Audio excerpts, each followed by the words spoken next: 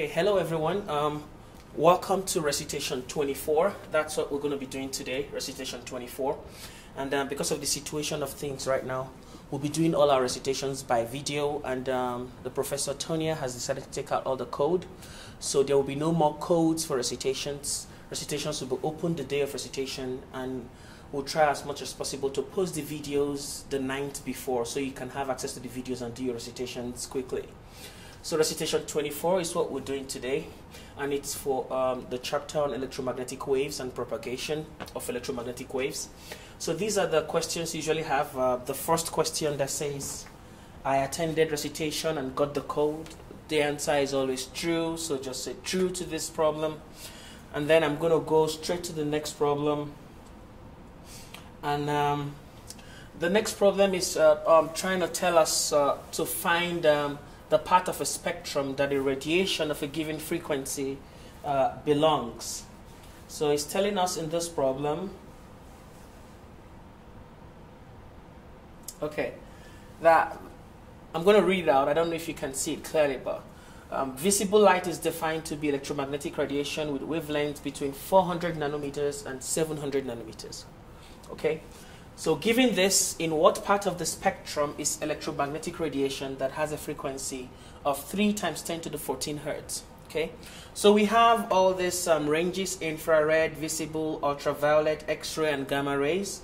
So infrared are the ones with the highest wavelengths and shortest frequencies. So the wavelength continues to decrease and the frequencies continue to increase as we go down. So we have radio, infrared, visible, ultraviolet, X-ray, gamma ray. The good thing about these waves is they have the same speed. They all travel with the speed of light. So if I'm given a frequency and I know it travels with the speed of light, I can use my formula V = F lambda to calculate the lambda, the wavelength that corresponds to that particular frequency. So that is the trick. So calculate the wavelength. If it falls between 400 and 700, then it is in the visible light spectrum. So for this second problem, we are given the visible light to be from 400 nanometers to 700 nanometers. So anything more than this is visible. Anything more than this, because the wavelength increases, the wavelengths increase to the left, and the frequency increases to the right. So anything more than 700, we shift to the left to infrared. This is radio waves, infrared.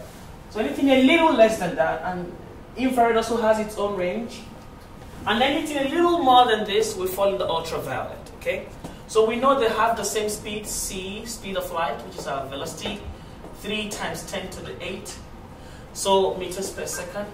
So I'm going to use my V = F lambda to solve this problem. So my V over F is my lambda.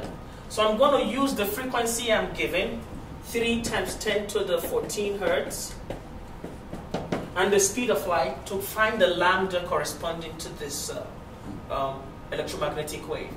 And that will give me 3 × 10⁸ divided by 3 × 10⁻⁴, and that gives me 1 × 10⁻⁶ meters. So I'm going to put this in nanometers, so I'll make it × 10⁻⁹. That'll give me 1000 × 10⁻⁹, so which is 1000 nanometers. Okay.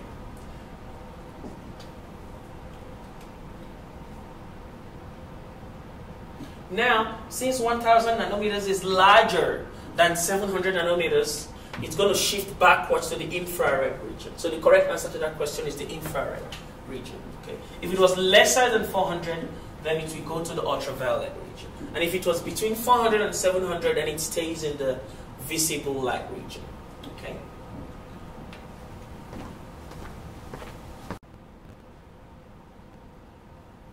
The next problem is telling us about intelligent beings in a distant galaxy send a signal to Earth in the form of electromagnetic wave.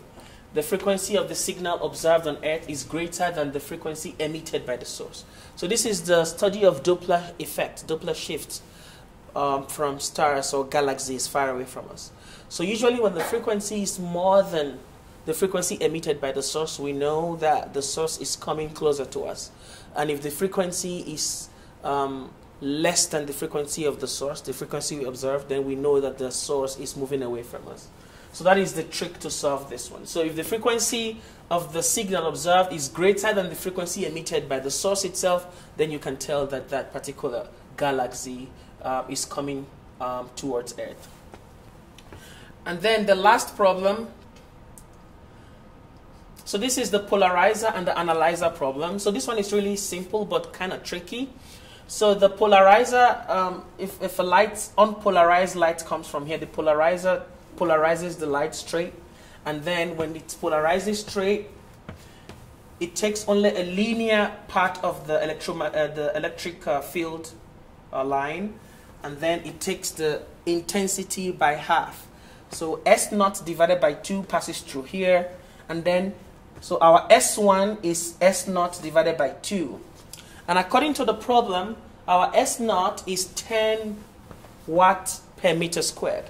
So if 10 watt per meter squared passes through here, half of it goes to the analyzer, which is the second kind of polarizer that turns the polarized light into something else. So now 10 divided by 2 is 5. 5 comes here.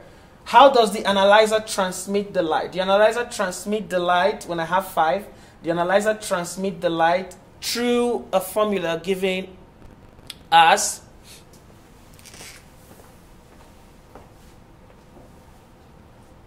so S1 becomes,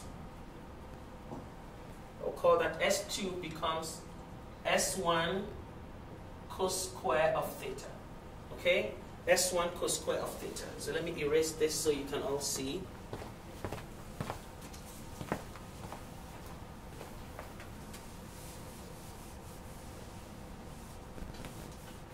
I think it's called the Malus theorem or Malus formula. So our S2 is S1 cos square theta, but our S1 is S0 divided by 2.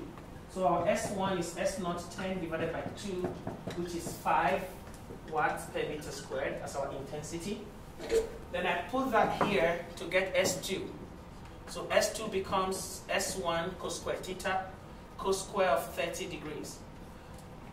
So S1 is 5, cos square of 30 degrees is 0.866 squared.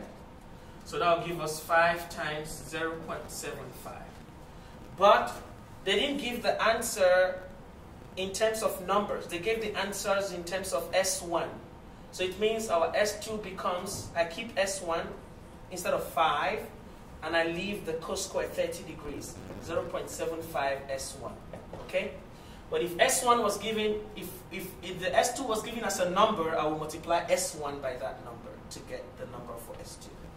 So it's just in terms of S1. So I won't put 5. I will leave S1 the way it is and multiply it by cos square of 30 degrees. And that becomes the answer for that one. So the trick is the first polarizer divides the first polarizer, the first polarizer divides the intensity by 2. The analyzer divides, according to the Malus formula, of the intensity cos square the angle of inclination of the analyzer.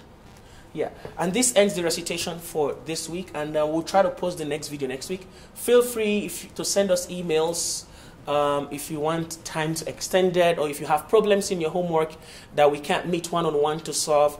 Just send an email and we'll be able to send a video of the solution or guideline on how to solve that problem. Feel free to email Professor Tonia. Feel free to email myself on Canvas, email any of the instructors that we have, and we will all be here to help you. Thank you guys, and have a good one.